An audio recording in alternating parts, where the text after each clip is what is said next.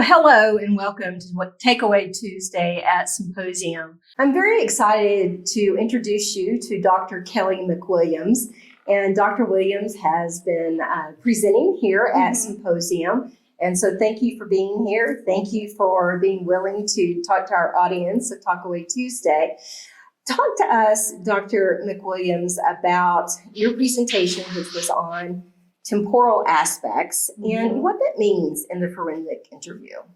So basically what my presentation was about was asking kids about time. So trying to come up with strategies about how to get information about when an event happened.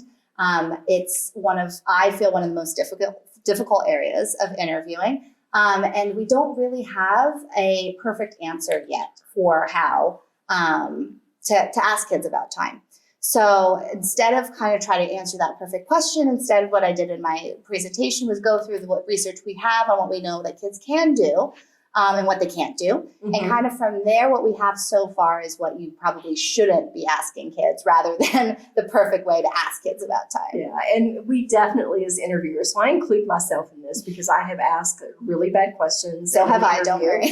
But one of the things that you talked about was how challenging it was for a child to think about an event, but what that meant then in pairing that event, that memory with a date, because maybe the date wasn't significant to what happened to that child. Right. Say some more about that challenge. Right. So this is actually a difficult process for adults and children. So what we know from the literature is that in order to extract temporal information or to date an event, it's really this reconstructive process where you basically pull up the memory, and then you have to pull information from that memory that's temporally relevant. And then from that, you can draw conclusions about when the event probably took place. Now, to do that as an adult is very difficult, and you need understanding of what information in that memory is temporally relevant.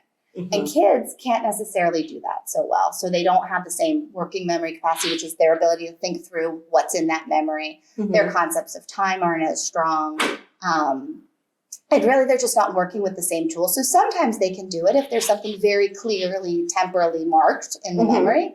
But if not, so if it happens, for instance, during Christmas season, there's Christmas decorations. They might be able to pull that and say, okay, it was around Christmas. But unless you have that, that's going to be really difficult. And so additionally, they can do things like they can tell time, they have understanding, they can use time in conversations. They have understanding of basic temporal concepts. So sometimes interviewers feel like you should be able to do that, but they actually can do all those things before they can do that reconstructive process. So what you're saying is that the child knows Christmas or Thanksgiving, or they know the days of the week or maybe the months of the year, but oftentimes that's kind of rote memory. Seasons, I think, is also one of the things that you had talked about. It doesn't mean they can turn around and give us something about time that's connected to an event that they're sharing. Right. Would you say that let's say a child they can give us a good disclosure, or they can give us a good deal of information that they recall about an event that they've experienced or witnessed.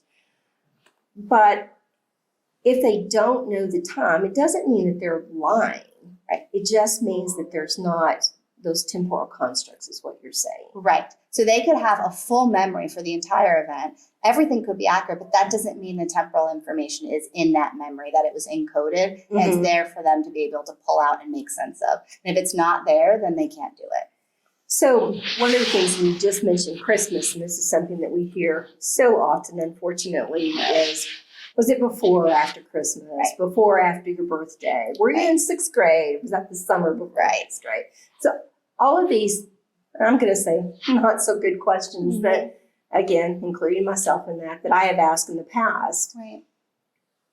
What would you say would be the challenge with asking kind of before Christmas, after Christmas, those what we would term landmark events, but maybe aren't so important to the child when an incident occurs? Right. So one of the big struggles with asking those types of questions is, and that might not be something that you intuit or that comes to mind when you think about these questions, is those landmarks reoccur. right?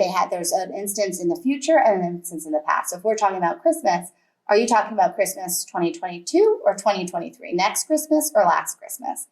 And as adults, we tend to orient to the most proximate version. So which one's the closest one? So which would be 2022. Right. And we'll be like, okay, right now we're after Christmas, right? That one was closer. We're a few months away. That makes sense. Whereas children have something that in the literature we call the perspective bias, which is a little jargony, but is really this tendency to look towards the future. And so basically they won't really pay attention to the past one. They kind of consider that as, that's over. I'm not really thinking about it. I'm thinking in the future. So right now I'd say we're before Christmas.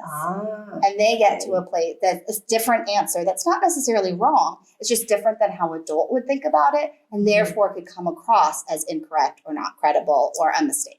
So as an interviewer, what advice would you give me when my team is saying, Andra, we have to get wind?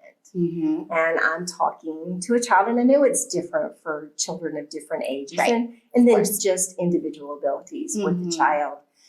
But what is one thing you would say to me to maybe assist me? You said that there's no perfect question yet. Y'all are still working on that. Yeah, come back to me in 10 years, 15 years maybe. I'll be retired by then. But what would you suggest that we do? So the best thing we can recommend now is that you don't ask specifically when. As much pressure as you're getting from superiors, from people from other agencies, that really, really avoid that whenever possible. And instead put on kind of like your little detective hat, get the narrative from the child and find out what else is going on in the kid's life that can be time-stamped. So have they changed locations? Is a sibling not born, then could be born? Some kids even will say things about their haircut, right? That was very distinct. And then you could go back to a photo and you can timestamp the haircut, right? So things that you can, if you could be really creative with ways that you can use external things going on in their life that can be timestamped with facts rather than forcing them to do it. Because if it's not in their memory, they can't, it's not there. And you could end up with them guessing and giving you not credible information that has nothing to do with whether they're telling the truth or not. So in other words, look within the narrative to find elements that can be externally verified outside of that interview, whether it's with a caretaker, a parent, school teacher, whatever. But that means we as interviewers, our job is to gather the narrative, and then it's up to the team members to externally verify that. Absolutely. Well, I want to say again, Dr. McWilliams, thank you for being here today. Thank you for sharing your expertise with the Takeaway Tuesday audience, and we look forward to more exciting research. Thank you so much for having me. It was great talking to you. Thanks. If you'd like more information, please check out calio.org.